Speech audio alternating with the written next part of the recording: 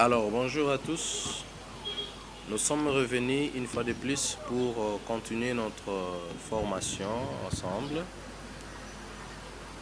dans notre chaîne PCP Congo TV, où nous avions commencé depuis longtemps sur 3 modules déjà passés. Aujourd'hui, nous entamons le 4e qui est l'innovation et le développement durable. Dans ce module, nous aurons à parler sur l'impact de l'innovation, la recherche sur l'innovation et comment l'innovation doit trouver sa place dans le développement durable. Et cela nous renvoie à voir d'abord sur l'introduction de ce module que depuis la COP 21, les problématiques portées sur le changement climatique et plus largement les enjeux environnementaux ont fait écho auprès des citoyens et des décideurs publics dans le monde entier. Un nouveau paradigme qui associe croissance économique, inclusion sociale et prise en compte des enjeux environnementaux est désormais inévitable. La croissance verte, ou plutôt la croissance inclusive, est aujourd'hui la voie à suivre pour assurer notre avenir et celui de nos générations futures. Mais pour certains spécialistes tels que Agion, Végelière et Mousse, ça c'est en 2009, il ne peut y avoir de croissance verte sans innovation. Donc ces auteurs-là disent que pour qu'il y ait réellement la croissance verte, nous devons réellement, principalement, innover dans le domaine vert. Puisque l'innovation est considérée aujourd'hui comme l'un des principaux facteurs de développement économique des territoires, c'est ce qui fait qu'on ne peut aujourd'hui parler de croissance verte, on ne peut aujourd'hui parler de développement de territoire sans l'innovation. Donc il faut intégrer l'innovation dans les actes de la promotion des verts. Alors là, on se comprend bien que je parle de l'environnement. L'innovation valorise notamment l'accroissement des richesses et la diminution des écarts de revenus entre les pays. Dans le domaine de l'innovation et dans le domaine du développement durable et de l'environnement, aujourd'hui, pour vivre mieux, on parle des effets de serre, on parle de réchauffement climatique. Nous devons préparer notre futur, nos générations futures, en incluant de l'innovation dans le domaine de l'environnement. C'est très important. Et on ne peut parler de la croissance des richesses et la diminution de la croissance économique sans pour autant inclure l'innovation. C'est l'innovation qui est à la base de développement, de démarrage réellement du développement au sein des pays, au sein des communautés. Vous voyez qu'il y a de différents revenus entre pays, c'est grâce à l'innovation. Les pays qui ont compris l'importance de l'innovation, le pays qui innove de jour au jour, le pays qui se développe dans l'innovation, leurs revenus sont différents de pays qui n'innovent pas. Évidemment, aujourd'hui, on peut se rappeler, c'est vraiment l'essentiel développement, c'est même ce qui donne l'écart de pays appelés développés, pays émergents et pays communément appelés sous-développés. Donc le pays émergent, le pays développé, ils sont basés sur l'innovation, sur la créativité, sur la transformation de revenus, sur de nouvelles visions, de nouvelles inventions, alors que de pays sous-développés, bien sûr, peut-être sous-équipés. Ils ne sont qu'en train de consommer les inventions de pays développés. Voilà. C'est pourquoi ce module dédié à l'innovation et au développement durable a pour objet d'éclairer les acteurs de la société civile quant au concept de l'innovation et à son lien avec le développement durable. Donc, ces modules, nous l'avons fait appel principalement dans le programme du PCP Congo. C'est pour éclairer les acteurs de la société civile, les entrepreneurs, des agents de développement, à mettre un accent plus à considérer qu'ils ne peuvent pas évoluer sans l'innovation. Donc, ceux qui préconisent, ceux qui prétendent mettre sur pied les théories et les pratiques du développement durable doivent aussi marcher avec l'innovation, doivent chercher à serrer, à réunir les théories de l'innovation dans le développement durable. Et pour ce faire, nous organiserons notre module en 3 séquences. Donc, ce module d'aujourd'hui sera divisé en 3 séquences ou parties. La première est consacrée à la définition et au concept de l'innovation. Donc, nous allons essayer ensemble avec vous de définir c'est quoi l'innovation, c'est quoi le développement durable et avec les concepts qui sont autour de l'innovation. La deuxième séquence traite des enjeux de l'innovation pour le développement durable. Donc, nous allons ensemble avec vous traiter, étudier les enjeux de l'innovation pour avoir un développement durable. Ce travail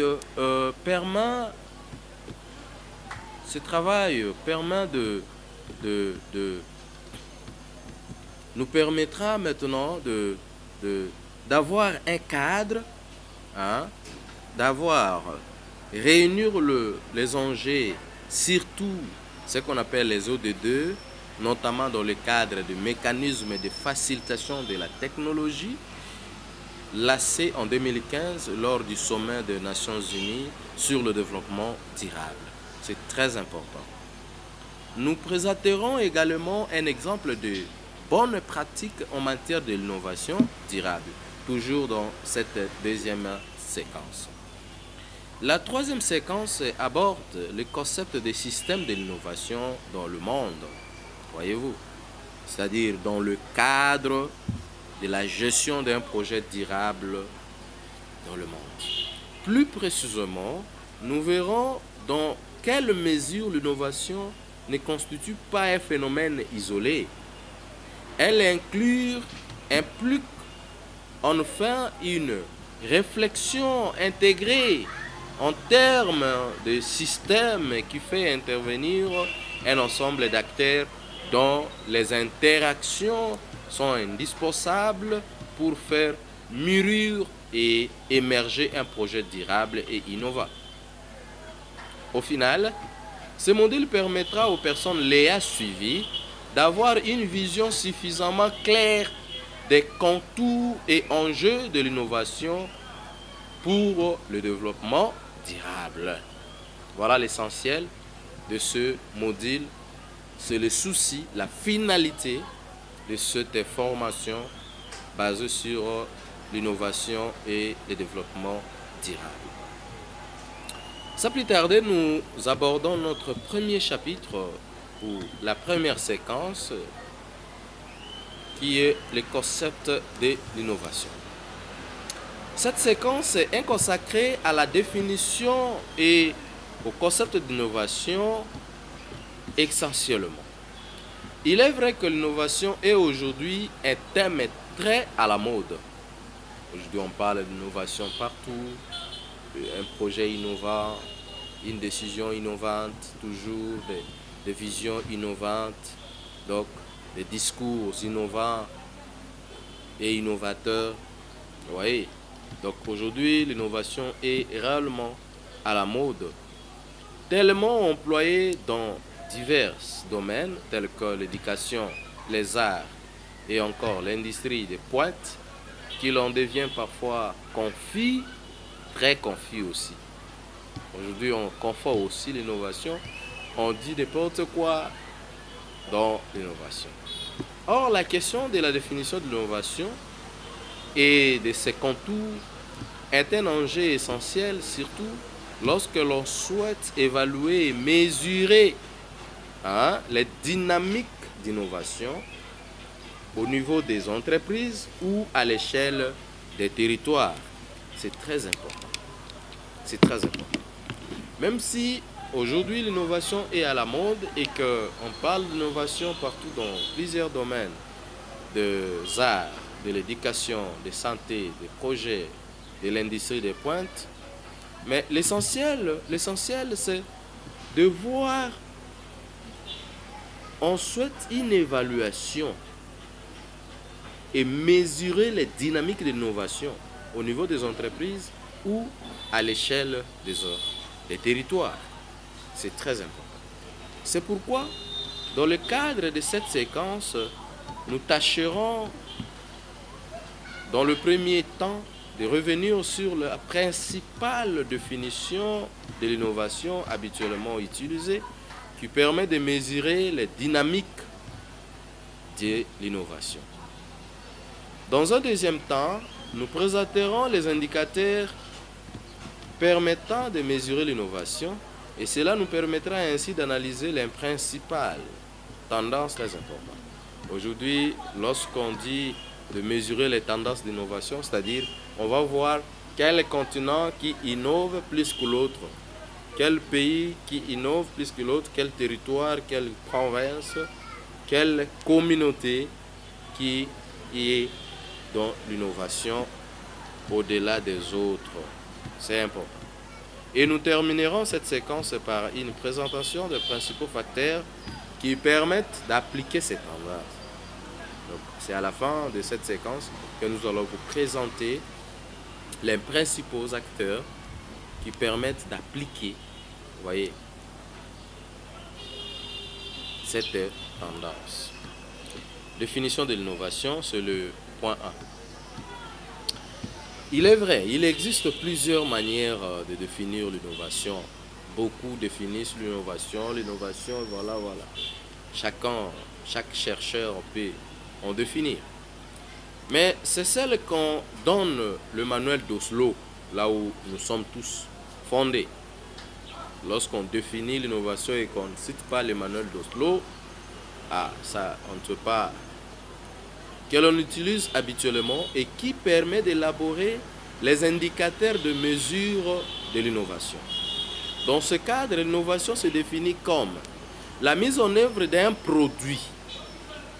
C'est là où on commence à atterrir, on commence à entrer, un produit, bien ou service, ou d'un procédé nouveau, ou sensiblement amélioré, d'une nouvelle méthode de commercialisation ou d'une nouvelle méthode d'organisation dans les pratiques de l'entreprise, d'organisation liée du travail ou des relations extérieures.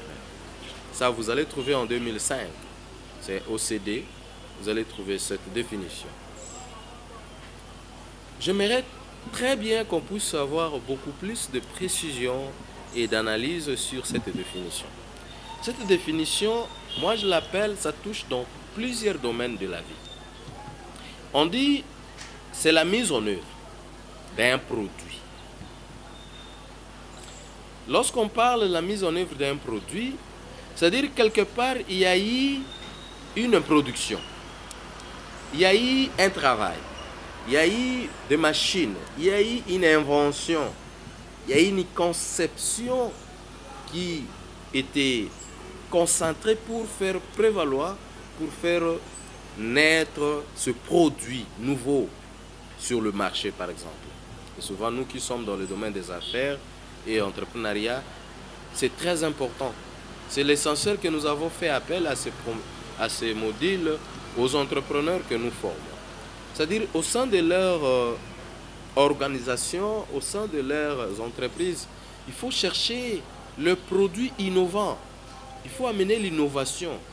Il faut éviter de rester statique. Il faut remonter les défis, amener de nouveaux produits, amener de nouvelles créations qui fera que vous ayez réellement une clientèle considérable. Parce que souvent dans le marché, quand on est habitué à utiliser un produit, le produit devient aussi, ça perd aussi l'essence, ça perd sa qualité aussi, hein, sa puissance, vous voyez, sa rareté, tu vois.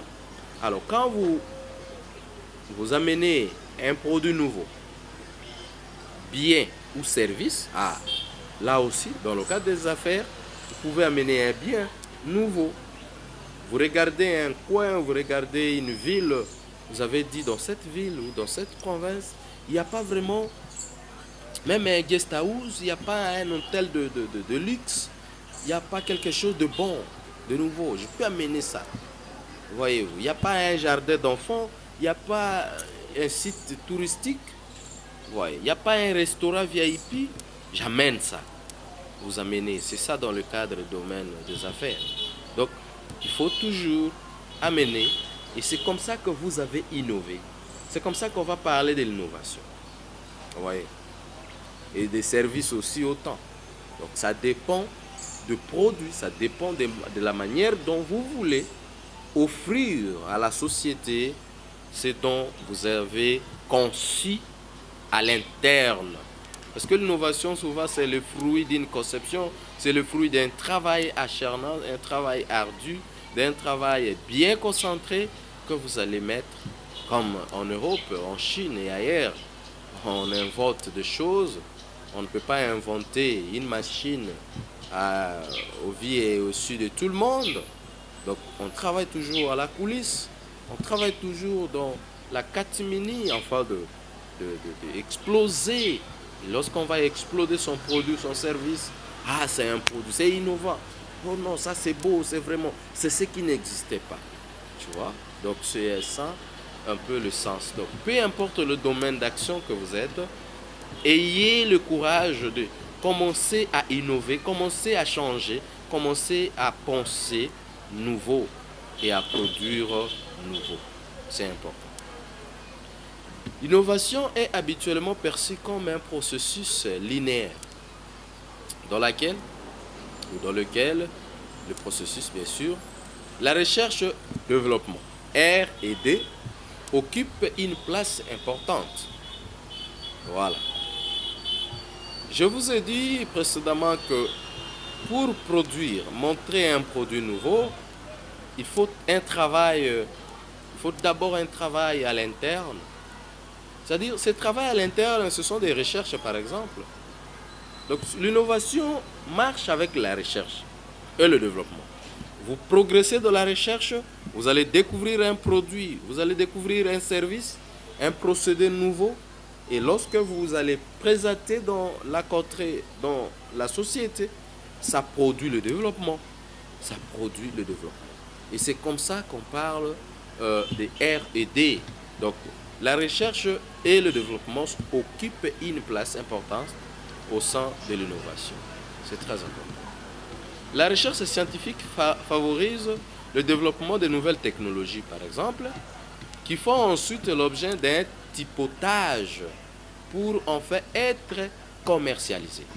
Donc, souvent, il faut faire un prototype service, un prototype produit. C'est important. C'est comme un test que vous êtes en train de faire. Lorsque vous voulez innover, même si vous voulez investir dans un coin que ce que vous voulez amener n'existait plus et que les gens n'avaient pas encore l'habitude de l'utiliser, il faut d'abord bracher, il faut d'abord utiliser le prototypotage. C'est très important. C'est très important. C'est comme l'échantillon. C'est comme dans l'exécution de tout programme ou projet, il y a toujours la phase pilote. Vous voyez, la phase d'exercice, la phase du test. Si ça colle, allez, vous ouvrez maintenant toutes les portes où vous débouchez des choses pour son exécution. 2. La mesure de l'innovation. Il y a aussi quelque chose, il y a des manières où on peut mesurer l'innovation aujourd'hui. Ça existe dans le monde. On peut mesurer l'innovation. L'innovation peut se mesurer par le biais de 2 types de méthodes. Un, l'effort de l'innovation et de l'autre côté, le résultat de l'innovation. Ce sont les 2 types de méthodes qu'on peut mesurer l'innovation. Les mesures de l'effort de l'innovation nous renseignent sur les ressources allouées par les entreprises ou les États aux activités visant à accroître les stocks de connaissances, soit en sciences et technologies, soit en produits, soit en industrie, soit aux entreprises, et remonter les chiffres d'affaires. C'est comme ça qu'on peut mesurer les efforts de l'innovation. Les efforts, c'est-à-dire le travail abattu, les ressources que vous avez allouées. Qu'est-ce que vous avez utilisé pour avoir ce résultat? Précédemment, dans le module passé, où nous avons parlé de leadership communautaire, on a essayé de dire que il ne s'agit pas seulement de parler du résultat que vous avez obtenu ou du succès qu'un leader peut avoir, mais le chemin, le parcours, le produit qu'il a utilisé pour avoir ce succès, mieux vaut que le résultat. C'est comme ça. Parce qu'il ne faut pas seulement dire que tous les moyens sont bons pour atteindre un but. Non. Il faut aussi savoir, il a utilisé quel moyen. C'est important. Et ici, l'effort de l'innovation, c'est comme vous prenez la machine de transformation de semoule de maïs, par exemple, ou des grains de maïs en semoule. Alors, l'effort, c'est quoi? L'effort, c'est que vous avez créé ou inventé ou acheté un moulin. Où vous avez fabriqué les broyères, tout, des tamis, je ne sais pas quoi, qu'est-ce qu'on peut mettre. Vous avez acheté des grains de maïs, vous avez créé votre tube de sac de maïs, votre licence ou votre cachet, logo, si on peut appeler comme ça. Vous avez inventé des sacs, les contenants. Ouais. Et vous produisez maintenant des semoules en sac avec des emballages différents.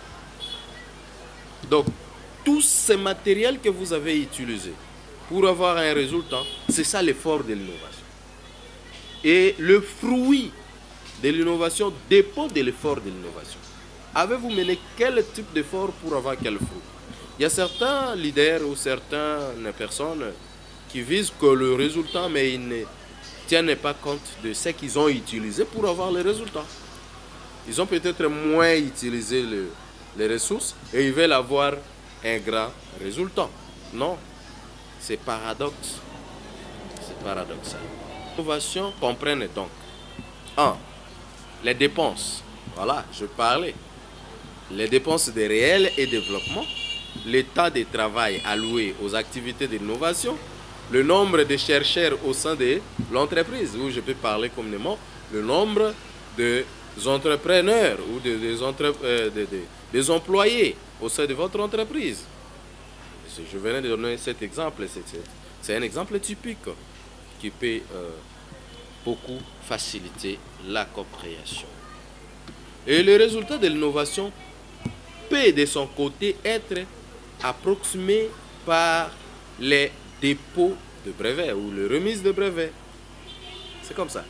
Les publications scientifiques ou encore les dépôts de marques ou les dessins des modèles ou des produits inventés. C'est ça les résultats. Donc, il y a là, je peux retenir, il y a que la loi des récoltes, des semailles et des récoltes. Ce que vous semez, vous allez récolter. C'est comme ça. On ne peut pas semer du maïs pour récolter l'arachide. C'est très important. Vous qui cherchez à innover, il faut savoir aussi l'effort que vous allez mettre pour avoir ces résultats. Les tendances mondiales de l'innovation, c'est le point 3. Nous allons tout de suite entrer sur les tendances mondiales dans l'innovation. Et là, vous allez voir d'abord une carte, la carte qui est là, qui va vous montrer comment. Alors, dans le monde entier, il y a des tendances sur l'innovation. C'est-à-dire, il y a des cartes, il y a une carte qui représente comment l'innovation accroît dans le monde. Vous voyez. Et dans cette carte que vous voyez là, elle représente le nombre de brevets déposés dans le monde depuis 2011. En 2011. Source Organisation mondiale de la propriété intellectuelle. Organisation mondiale de la propriété internationale. Tout d'abord, on y observe que la production de l'innovation est le fait des pays les plus développés. Ça, je l'ai déjà parlé. Et je n'en reviendrai plus là-dessus. Ensuite, il apparaît que les pays émergents se positionnent fortement sur l'innovation. C'est notamment le cas de la Chine. C'est en Chine qu'elle observe la plus forte augmentation du nombre de demandes de brevets sur l'innovation. Selon l'Office européen des brevets, OEB, et l'Organisation mondiale de la propriété intellectuelle, OMPI, plus de 520 000 requêtes ont été déposées par les entreprises chinoises. Aujourd'hui, quand on parle d'innovation dans le domaine des industries, dans le domaine des affaires, dans le domaine de la science, la Chine prime. Et ces requêtes émanent aussi bien des déposants locaux et étrangers, toujours en Chine. Ces deux catégories ont enregistré ces 15 dernières années une multiplication par 8 du nombre de demandes formulées. Donc, après 15 ans, la catégorie, le nombre qu'on avait demandé a multiplié fois 8. Donc, il y a tellement l'innovation en Chine, on ne peut pas comprendre. L'Afrique est encore très peu représentée. Les dépôts de brevets enregistrés au sein de pays africains sont super significatifs. Tu vois le problème? Ils n'apparaissent pas sur la carte. C'est ça l'Afrique. Et c'est ce que j'ai toujours dit. Nous avons toujours dit quand il s'agit de nos formations. Dans notre pays, il n'y a pas l'innovation. Dans notre continent, il n'y a pas l'innovation. Parce que nous n'avons pas reçu ces connaissances. Parce qu'on ne nous a pas appris l'éducation, surtout l'Afrique francophone. Il n'y a pas l'éducation de créativité. Parce que l'innovation, il faut que la personne ait l'essence de la créativité. On ne peut innover que lorsque la personne fait des recherches pour créer, inventer quelque chose de nouveau. Mais si nous ne sommes pas formés sur l'entrepreneuriat, sur le sens de la créativité, le sens des recherches, on ne va vivre que de ce qu'on nous a déjà créé, de ce qu'on nous a donné. Alors, nous venons de parler sur la carte qui démontre les tendances de l'innovation dans le monde, où on a démontré qu'en Afrique, même la représentation n'est pas si remarquable sur cette carte. Mais hélas, en Europe, l'investissement dans la R&D est principalement le fin de 3 pays. Il y a l'Allemagne, la France et le Royaume-Uni. Au sein de ces pays, les grandes agglomérations réussissent essentiellement dans l'innovation. En France, par exemple, c'est particulièrement dans l'île de France, suivi des régions des Rhône-Alpes, Midi-Pyrénées et des provinces Alpes-Côte d'Azur, qui réalise la majorité des dépenses sur R2, plus de 10 millions d'euros en 2007. Mais alors, comment expliquer l'existence de telles disparités entre les territoires? La réponse se trouve dans le facteur de l'innovation et notamment dans l'organisation de l'environnement territorial. Vous voyez, si vous voulez trouver cela, vous allez regarder aussi cette source. Vous allez trouver tout ce que nous venons de vous parler. Et il y a aussi un tableau dont on va vous montrer. Vous allez voir comment toutes ces tendances sont bien éclaircies dans le monde. Alors, nous entrons maintenant pour voir qu'un environnement territorial propice à l'innovation doit en principe s'articuler autour de 5 principaux facteurs: le capital humain, la R&D, les coopérations scientifiques, l'entrepreneuriat et les nouvelles technologies de l'information et de la communication. Je reprends. Pour qu'un environnement territorial propice à l'innovation, il doit être basé sur 5 principaux facteurs. Il doit promouvoir ces 5 facteurs. Il y a d'abord le capital humain. Nous vous avons parlé dans le module de leadership commun que la valeur première dans le leadership, ce sont les atouts humains. Donc, le capital humain, le personne, dans le cube que vous encadrez, c'est un élément premier autour de l'innovation. Il y a la recherche et développement aussi. Il y a la coopération scientifique, l'entrepreneuriat. Voilà pourquoi nous mettons un accent sur l'entrepreneuriat et les nouvelles technologies de l'information et de communication. Voilà, c'est ici que nous clôturons notre première séquence qui était basée sur l'innovation et le développement durable. Nous avons essayé de voir dans son introduction comment l'innovation doit marcher de pair avec le développement durable. Et dans notre premier chapitre, nous avons parlé sur les concepts de l'innovation. On a essayé de voir la définition de l'innovation.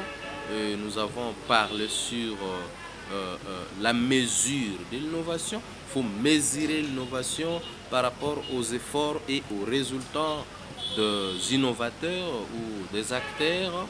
Et nous sommes allés plus profondément à voir les tendances de l'innovation dans le monde, comment l'innovation est en train de se propager.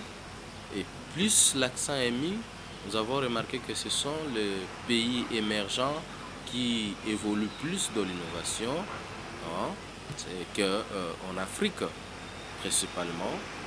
Voilà, nous sommes allés chuter sur voir que pour qu'un territoire comme l'Afrique aujourd'hui, où nous disons jour et nuit, comme le Congo, comme l'Angola, comme partout en RDC, l'Afrique francophone, pour qu'il y ait de l'innovation, pour que le territoire soit propice à l'innovation, ce territoire doit s'articuler autour de 5 principaux facteurs. 1. Le capital humain. Il faut savoir soigner le capital humain. Il faut savoir bien éduquer le peuple. Et la recherche et le développement, la coopération scientifique, l'entrepreneuriat et les nouvelles technologies de l'information et des communications. Voilà, nous allons nous retrouver à la seconde séquence qui va nous amener à terminer ce module à la dernière séquence. Je vous dis et je vous remercie. Au revoir.